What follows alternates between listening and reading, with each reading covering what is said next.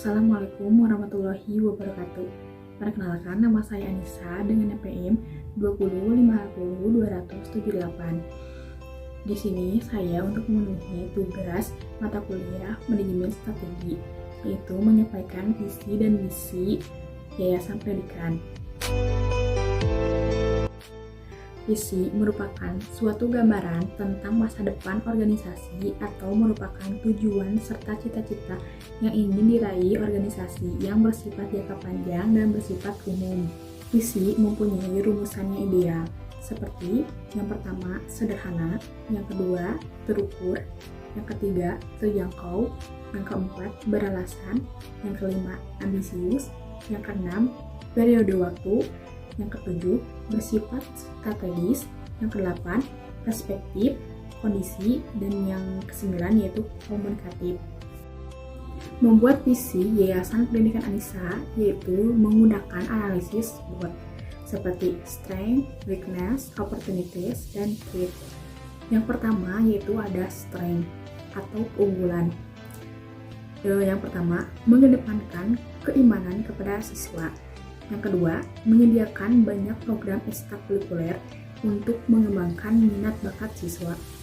Yang ketiga, siswa dibebaskan untuk memilih jurusan dan minat yang diinginkannya tanpa perlu tes agar perkembangannya maksimal. Yang keempat, yaitu ada ketersediaan berbagai fasilitas mulai dari perpustakaan dengan buku yang lengkap, lab komputer yang lengkap, dan terbaru. Dan ada juga lab biologi, kantin, kamar mandi, tempat parkir, aula, dan lainnya yang sangat terjaga kualitasnya. Yang kelima yaitu ada kegiatan belajar mengajar yang sudah menggunakan teknologi yang canggih. Kemudian yang kedua yaitu ada weakness atau kelemahan. Dengan poin pertama, biaya sekolah yang masih cenderung mahal bagi sebagian orang. Dan yang kedua, keterbatasan sarana dan prasarana yang memadai. Dan yang ketiga, siswa lebih sedikit daripada siswa dari negeri. Kemudian yang ketiga yaitu ada opportunities atau peluang. Yang pertama yaitu menjadi rujukan bagi orang tua untuk menyekolahkan anaknya. Yang kedua, memilih siswa yang bakatnya telah terasah dengan baik dalam ekstrakurikuler. Yang ketiga, menjadi pilihan sekolah yang tepat agar murid menjadi lulusan berkualitas. Yang keempat itu ada lulusan yang sudah cakap dalam teknologi. Dan yang terakhir yaitu ada threat atau ancaman. Yang poin pertama yaitu pemerintah tidak membebaskan siswa memilih minat dan jurusan sesuai dengan keinginan. Yang kedua, sekolah negeri atau yayasan pendidikan yang memiliki biaya masuk dan SPP yang lebih murah. Dan yang ketiga yaitu universitas belum menjadikan sekolah sebagai rekomendasi. Maka visi Yayasan Pendidikan Anissa yaitu menjadikan lembaga Yayasan Pendidikan Anissa dengan mewujudkan sekolah yang berakhlakul karimah, unggul dalam mutu, dan kompetitif dalam prestasi pada tahun 2033. Alasan membuat visi Yayasan Pendidikan Anissa tersebut yaitu untuk menjadi yang terbaik dalam memberikan pendidikan. Dengan tujuan utamanya adalah untuk menciptakan generasi yang berakhlakul karimah, cerdas, kreatif, memiliki potensi yang peserta didik miliki, serta terampil di masa yang akan datang.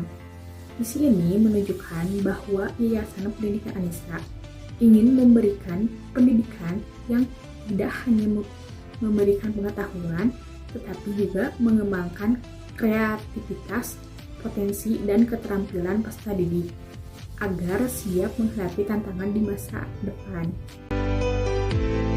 Kemudian ada misi.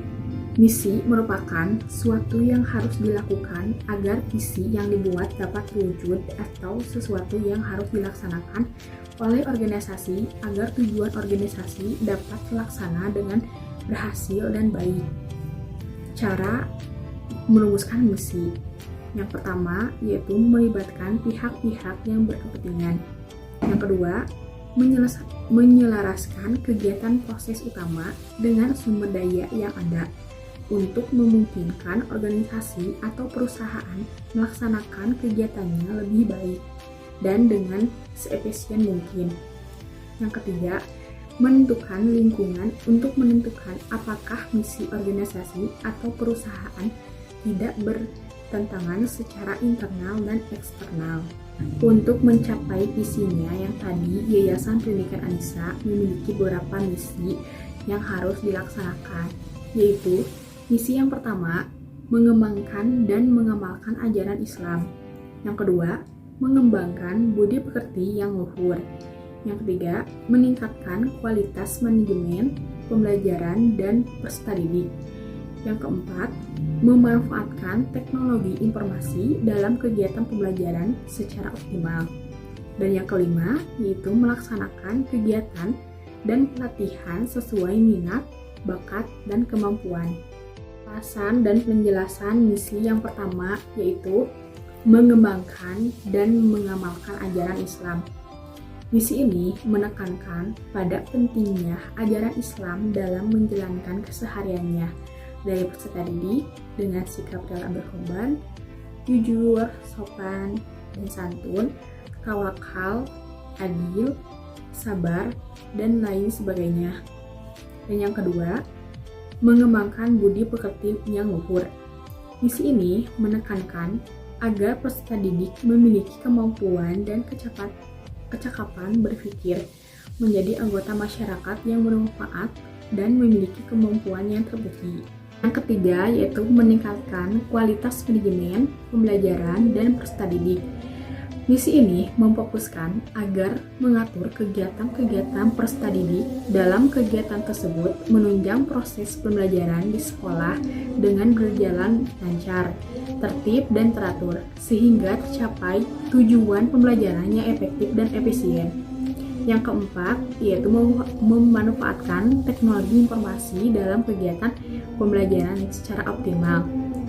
Misi ini bertujuan untuk mengikuti zaman masa kini atau masa sekarang, yaitu dengan memanfaatkan teknologi yang dapat meningkatkan minat belajar peserta didik agar peserta didik tidak merasa jenuh dan mengikuti pembelajaran, serta bermanfaat juga untuk masa depan dan yang akan datang untuk menunjang pencapaian peserta didik. Dan yang kelima yaitu melaksanakan kegiatan dan pelatihan sesuai minat, bakat, dan kemampuan.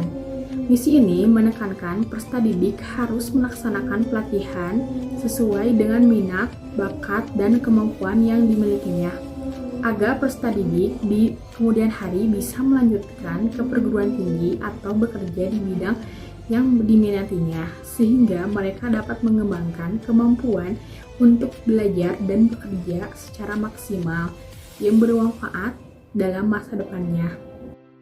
Mungkin dari saya segitu yang bisa saya sampaikan. Mohon maaf bila ada kesalahan. Wassalamualaikum warahmatullahi wabarakatuh.